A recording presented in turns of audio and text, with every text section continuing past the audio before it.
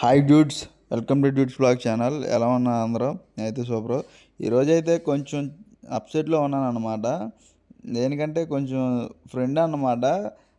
తను 6 మంత్స్ నుంచి ఒక అమ్మాయిని లవ్ చేశాడు. రీసెంట్గా ప్రపోజ్ చేశాడు మనోడు. ప్రపోజ్ చేస్తే ఆ అమ్మాయి రిజెక్ట్ కూడా చేయలేదు, అలానే యాక్సెప్ట్ కూడా చేయలేదు, రెస్పాన్స్ ఏమో లేదు.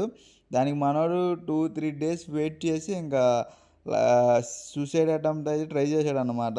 సో, దానివల్ల అయితే నేను కొంచెం అప్సెట్‌లో ఉన్నాను. ఇంక మనోడి స్టోరీ అయితే నేను చెప్తాను.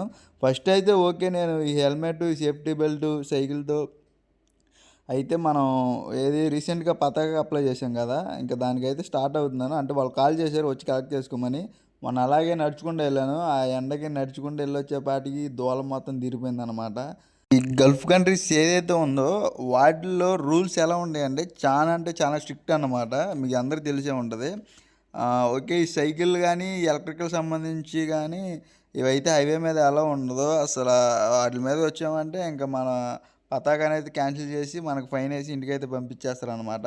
ఓన్లీ సర్వీస్ రోడ్డే. సర్వీస్ రోడ్‌లో కూడా మాక్సిమం నేనైతే భయంగానే ఎళ్ళాను. ఎంత పర్మిషన్ ఉన్నా సరే.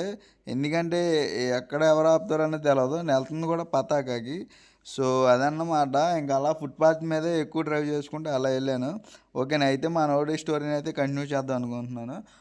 ఇంకా అలా 6 మంత్స్ నుంచి మాట్లాడుకున్నారు. అంటే కొంచెం ఫ్రెండ్స్‌లాగా స్టార్ట్ అయ్యి, అలాగే ఇంక మనోడికి ఆ అమ్మాయితో కూడా పెద్ద పరిచయం కూడా లేదు. మహా అయితే 6 నెలలు అవుతుంది. అది కూడా ఇన్‌స్టాలో కలిసారు.